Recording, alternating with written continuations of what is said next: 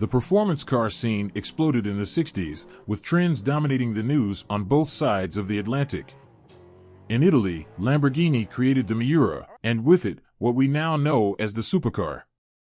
Over in Detroit, meanwhile, the big three, GM, Chrysler, and Ford, were pumping out tire-melting muscle cars that swallowed quarter miles whole. But which were faster? Here's the supercar baseline, the Lamborghini Miura S, introduced in 1968, 2 years after the original Miura P400, and available until '71. It coincided with the hottest years of the muscle car craze. The S retained the original narrow body, but added more exterior chrome and horses to the V12's tally. Boulder cam timing lifted power to a claimed 370 brake horsepower from the 350 brake horsepower of the original Miura and enabled test car to scorch to 60 miles per hour in 5.5 seconds and through the quarter mile in 13.9 seconds. We all know the 170 miles per hour Miura would outrun any factory muscle car given enough space, but it is a different case at the traffic light Grand Prix. Muscle number 1. 1964 Pontiac GTO. The Pontiac GTO wasn't the first fast car to come out of Detroit, but it's the one credited with kicking off the 60s muscle car era. Pontiac ignored GM's ban on fitting engines bigger than 330 cubic inches 5.4 liters into midsize cars, offering the 6.5-liter V8 from the big Catalina and the smaller Tempest as part of the GTO option pack. Base cars made 325 brake horsepower with a 4-barrel carb, while the optional 3 2-barrels upped that to 348 brake horsepower. Apart from the cheeky appropriation of Ferrari's GTO, a big part of the legend came from the test, where a GTO recorded 4.6 seconds to 60 miles per hour, 11.8 seconds to 100 miles per hour, and streaked through the quarter mile in 13.1 seconds at 115. But the C&D car was a ringer. The mag admitted it had been breathed on by Pontiac dealer Royal Oak, but years later PR man Jim Wagner's came clean, recounting that the car's engine was actually a 421 cubic inches and 6.9-liter V8. Other mags figures were more representative. Cars with the standard 4-barrel engine were good for 6.9 seconds to 60 miles per hour and 15 seconds quarter miles, while a tri-power car with a manual transmission could cut those numbers to 5.8 seconds and 14.5 seconds. Muscle or Miura? It's a win for the Italian unless Pontiac's PR department has been meddling under the bonnet. Contender number 2. 1970 Buick GSX. Having watched enviously as GM cousin Pontiac stars soared on the back of the GTO, Buick got in on the muscle car action with the 325 brake horsepower Grand Sport option on the Skylark. Trouble was, Buick's image and the GS discrete badges didn't exactly shout performance. The 1970 GSX, on the other hand, screamed it loud and clear. The GSX was a Grand Sport tricked up with stiffer suspension and an even hotter version of the stock GS 455 cubic inches 7.5-liter V8. 360 brake horsepower wasn't exceptional, but its 510 pounds-ft of torque was, and helped to dispatch 60 miles per hour in 5.5 seconds and demolish the quarter mile in 13.4 seconds. Muscle or Miura? It's a straight win for the Buick. Number 3. 1969 Plymouth Barracuda 440. If Plymouth's mostly forgotten 67-69 Mustang rival has one claim to fame, it's that it offered the biggest engine available in a 60s pony car. Available with the Performance CUDA package, the 440 cubic inches 7.2-liter V8 usually seen in bigger cars such as the Charger, enabled this Plymouth to reach 60 miles per hour in 5.6 seconds and stop the quarter-mile clock in 14 seconds, despite struggling to put its power down on takeoff. It was such a squeeze to get the 440 under the CUDA's bonnet that Plymouth engineers had to leave out the power steering and brake servo. There are such obvious discrepancies between the superb way the CUDA 440 goes and the way it does other things like, for example, stopping, that in many ways it is a disturbing car.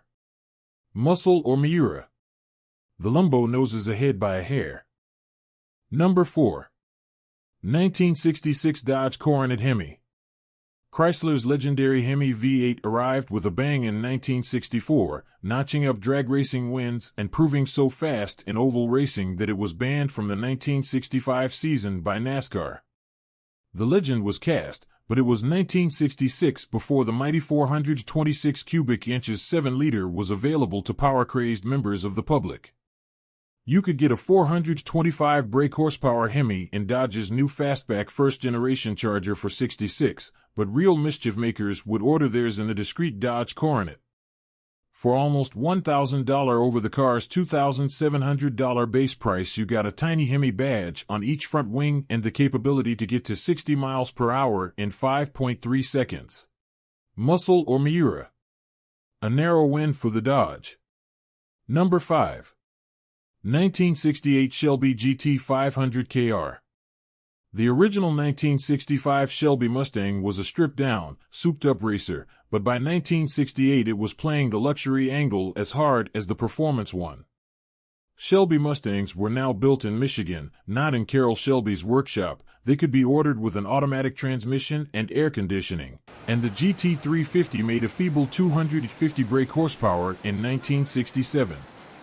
On the plus side, 67 to 68 Shelbys were available with the big block 428 cubic inches 7-liter V8, the flashiest of the lot being 1968's GT 500 KR. The KR stood for the king of the road, but was it? Not quite. It recorded 6.9 seconds to 60 miles per hour and a 14.6 seconds quarter-mile time. Muscle or Miura? The Miura wins by far. Contender number 6. 1968 Plymouth Roadrunner. Conceived as a no-frills muscle car that young fans could actually afford, the 68 Roadrunner came with a bench seat, drum brakes, and manual steering. The luxuries were under the bonnet: a standard 4-speed transmission and a hopped-up 383 cubic inches 6.3-liter V8 that punched out 335 brake horsepower and a horn, to go with the sticker of the Warner Brothers cartoon bird on each door.